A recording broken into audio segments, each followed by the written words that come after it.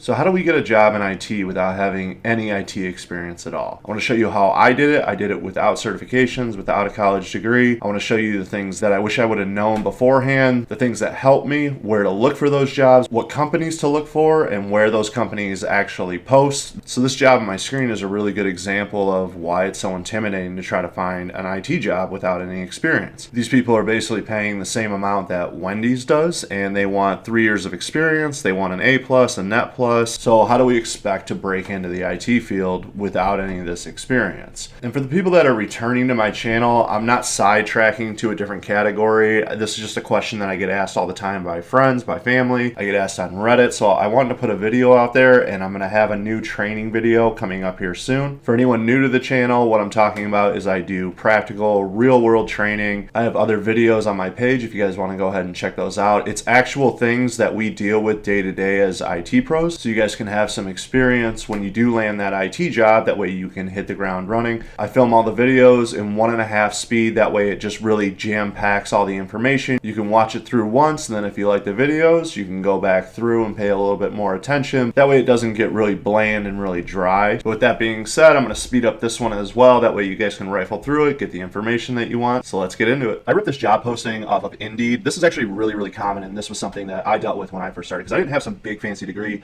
or a bunch of experience or an internship to put onto my resume. So I would look at job postings like this and think this is going to be impossible. I need all this experience, and once I have 3 years of experience, I'm only going to make that much money. That's not the case. So when we look at these job postings, for some jobs, Indeed is a really great tool, but for IT, I would say not so much. I know a lot of people do land jobs on there. Personally, I would say go to LinkedIn, build yourself a profile, make sure you set yourself as actively looking for work. That'll get you opened up to look for recruiters, and they have a jobs tab at the bottom right, and you can go ahead and start searching through there. Make sure that when you build your resume up, you go ahead and upload it. I would suggest that. But for this job posting right here, what they're doing is it's the absolute best case scenario. So this is all of their check boxes. Best case scenario is that someone doesn't know their value. They've been working for 3 to 5 years in IT, and they don't know what they're worth. They also have all these certifications, and somehow they're going to go work for this job. What's going to happen with this job posting is they're going to get a bunch of resumes, and none of them are going to fit this criteria, which in turn is going to make them humble themselves and either A, boost up the hourly, or they're going to start looking at the best resumes that they can and what they can get for the price. Because a lot of people are going to apply for this job. So even though I wouldn't apply for this job if I had 3 to 5 years of experience and an A+ and a Network Plus and Active Directory experience, et cetera, there are going to be a lot of people that are going to shoot their shot, and you should be doing the same exact thing. Now, don't go wasting your time applying for CTO and VP of technology or some kind of director's position,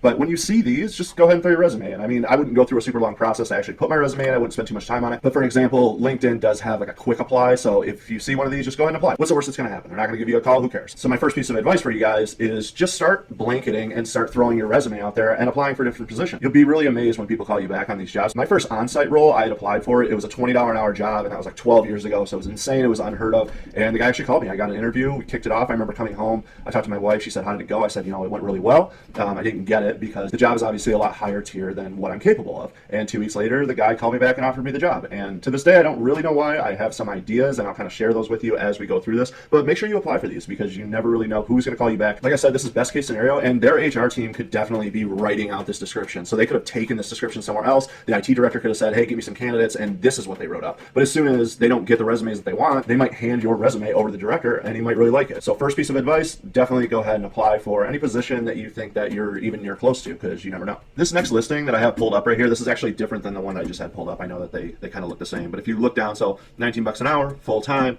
high school diploma or equivalent, preferred, help desk 2 years preferred. Okay, so if people that have 2 years don't apply or they don't work out, you might be that next person on the list. So that goes back to what I was just talking about. Windows 2 years preferred. Windows 2 years preferred. So what, have you used a computer for 2 years? Like probably. So yeah, check that box, I guess. Night shift, day shift. So you might want to go after a night shift and put that in your resume or put that in your email to them and say, "Hey, I'm willing to work a night shift." That might make you stand out. So especially if you're looking for that first time job, this might be worth it. And it might be a good gig, and then you could move to days. So this is something to look at.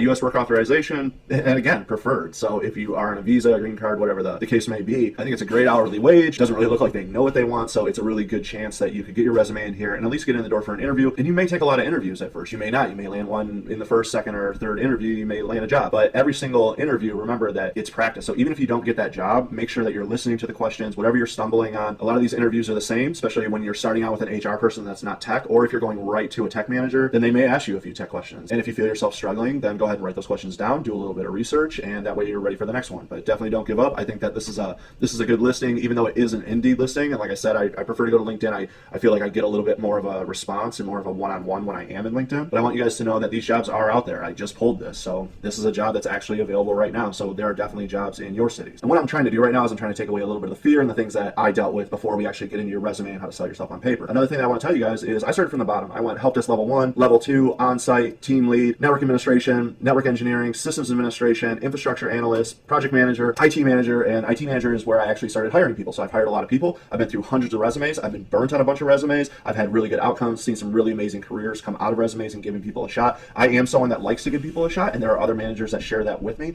The reason is because sometimes it's that you can't teach old dogs new tricks. So if someone is really cocky and arrogant, I really don't care how much experience you have, because I can teach you tech skills. I mean, that's why I do my YouTube channel, is to teach people that are new or just getting into the industry. I can't teach you to get up and come to work. I can't teach you not to get frustrated with one of our users or one of our clients. I can't teach you to have drive or self-discipline. So those are some of the main categories that I actually look for when I'm hiring someone in an entry-level position. Another advantage that you guys have by coming in without any experience is if I hire someone at an entry-level position that has 2 years of experience. So all I'm expecting them to do is password resets, triage. So basically someone calls and you kind of start working the problem, getting some information, what's actually going on. Because people put in tickets and they'll put in a ticket that says it's broke. So I want you to call and say, hey, what's going on? What's broke? Oh, it's your computer. Oh, it's your email. Okay, what's going on with it? And then you gather some information, doing computer setups, helping out unboxing a large amount of equipment, something like that. So if I hire someone with 2 years of experience, how long do you think they're going to stay with the company without me promoting them, giving them a raise, something along those lines? So there's that immediate expectation. The last person that I hired had 0 experience. But my next point is you never know what skills will actually help you on your resume. So you might say, oh, this skill isn't IT related, so I'm not going to put it on my resume. That's a really big mistake. The last person that I hired had 0 IT experience. So I looked at I had 2 positions open. We looked at probably 100 resumes, and I picked him out of the pile. It was an entry level, like I said, just password resets, computer setup. So why did I pick him? There were other people that had more experience. Well, my last point was one of them. I did want someone that was more green, that I could teach, that I could grow, that basically would hustle for us, that we could abuse. So he would show up every day. He would be really excited to do the job. He wasn't burnt out. Now, the way that he interviewed did help. So, he smiled a lot. He was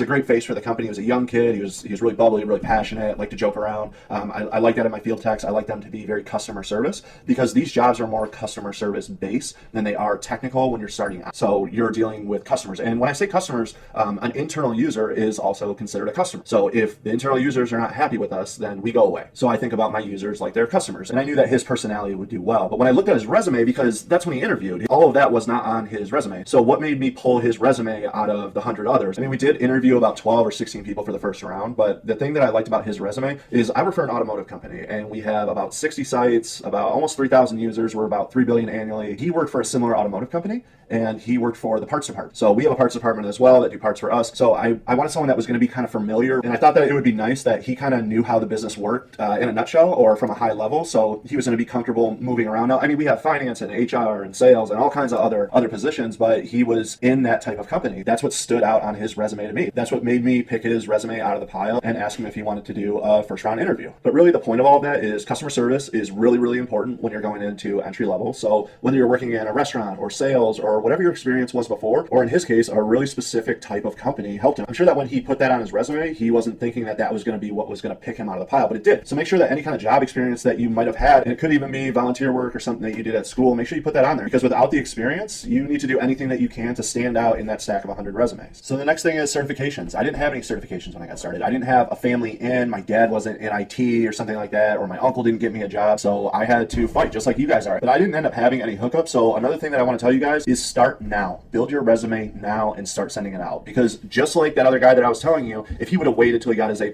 I would have never seen his resume. So start posting your resume, start blanketing everyone and just seeing, is there someone out there that's going to give you a shot? But a piece of advice that I give everyone that asks is start with the beginning cert, whether it's a Microsoft cert or a CompTIA cert or whatever it might be. The way that I did it was I went for my CompTIA A+ first. That was actually the first certification that I actually got, but it was after I had already landed my first job. So what I did, and I talked to a lot of people on Reddit, I talked to a lot of other people in the community, and we kind of all land on the same stuff for A+, because I know that I'll get those questions down below. But my advice for you on certifications is do not spend $4,000 on some training course for an A+. Just don't do it. I don't think that it's necessary. Some people do it. If that's the route that you did, or you're currently in it, great, that's awesome.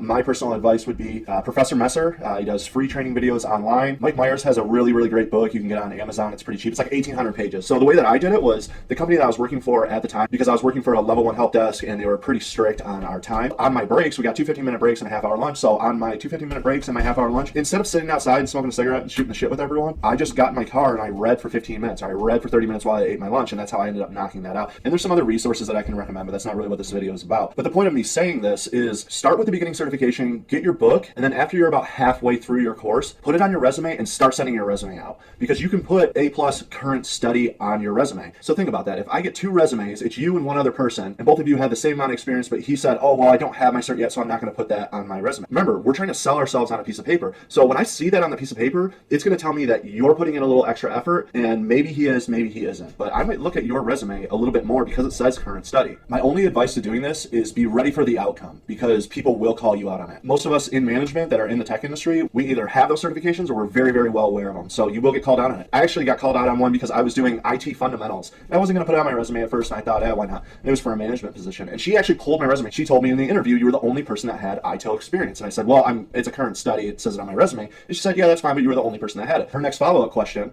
was, what impressed you most? So she took the fundamentals and she went on to get more. So I was ready though, because I was actually studying my ITIL and it was only fundamentals, and I was ready for the question because I wasn't lying. I was actually studying it. So I told her, these are the things that I read so far, and I tried to kind of engage with her in that, and it worked out well for me. Now, while we're on the topic of resumes, I kind of wanted to save this for last because I want you guys to watch my video all the way through, because this is probably the single most important thing, but we'll talk about what jobs to look for and who to target and how to find those jobs. We'll do that at the end of the video, because the most important thing, the thing that got me a job without any experience, that have gotten so many other people jobs without experience, and I know that it sounds cringy, but the most important thing on your resume is the top section. So your summary or your detail or your goals or whatever they call it. So you'll probably use a template more than likely. So you'll Google or use an Excel template at the top. And when you look at examples, they'll say, hey, detail oriented, high energetic, super passionate, whatever. Don't use those. This is the most important things. So whenever I read those and it's just a whole bunch of flashy words, I usually just go right down to the experience. So if you don't have experience, it's very, very important. If you just put that up there because of fluff and you have a bunch of experience, then whatever. But if you don't have the experience, this is where you tell your story, and this is where you stand out to other people. I actually still do it to this day, and I have over 10 years of experience. I actually went through a pretty rough split of my company. My company ended up selling, so I had to create a resume and I had to end up finding a job. So on mine, I put my passion for the business, my passion for business in general, what my team has accomplished, how much I loved working on projects and working as a team. And I know that sounds like, oh, but you had that experience, but a lot of that can be traced back to your other jobs. You loved working with a customer base, you love working as a team, or engaging in projects or something along those lines. And in the end, and the reason that I say it's so cringy, in the end of my resume, it says that for the last 8 years, I was really proud of the company that I worked for, and I'm looking for another company to be proud of. How cringy is that? It's super cringy. But for the right hiring manager, for the person that only has very energetic, high enthusiastic, blah, blah, blah, blah, blah, your resume is going to stick out a lot. Now, it's not going to get you past HR software that is just trying to see if you have a bachelor's degree and you have a recommendation from 9 different presidents and the hair of a unicorn or whatever those huge companies are asking for nowadays.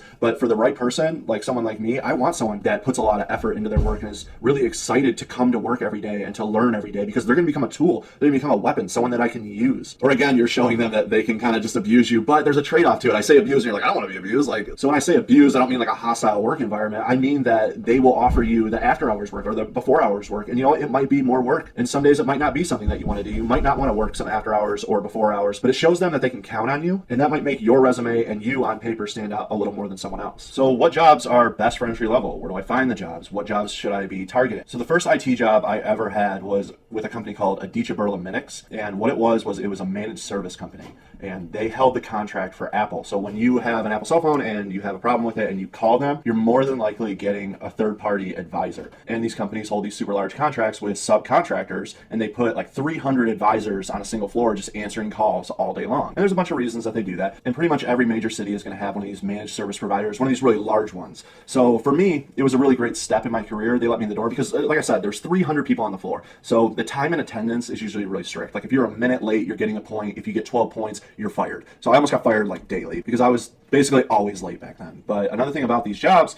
is there's a super high turnover rate because of the point system, but then also because you have to meet these metrics, but also because of a really high burnout rate. So what I was doing is I was answering the phone, taking a call, and when I hung up the phone, the average time between calls was 8 seconds before I picked up that phone and started talking to another person. And it's very, very repetitive, and the burnout rate for some people is extremely high. So when you're doing that constantly, you're just talking to people, hanging up the phone, picking up the phone, constantly over and over and over again, people quit, and then on top of that, the point system. So there's a really, really good chance that if you find one of these companies, you can Google them, they're managed service companies. So if you Google them and you find one, there's a good chance that they will take a look at your resume and that you also might get an interview. Also, another piece of advice though is don't think of managed service service companies as this big empire and these evil, like, we're going to check your time companies, because the company that I worked for after the really large managed services company was a really small one. So they were only about 5 people. They held a subcontract with a really large manufacturer. It was actually a global manufacturer. So, and I didn't know that I was going to be the only IT guy within 3 buildings. So it was very, very intimidating. And that's another thing. Don't think, if I get this job, am I not going to know what to do? Am I going to get fired? Just Google, reach out to Reddit if you need. There's a ton of forums out there if you get stuck. Reach out to your higher up. People want you to learn. They don't want to go through the hiring process again.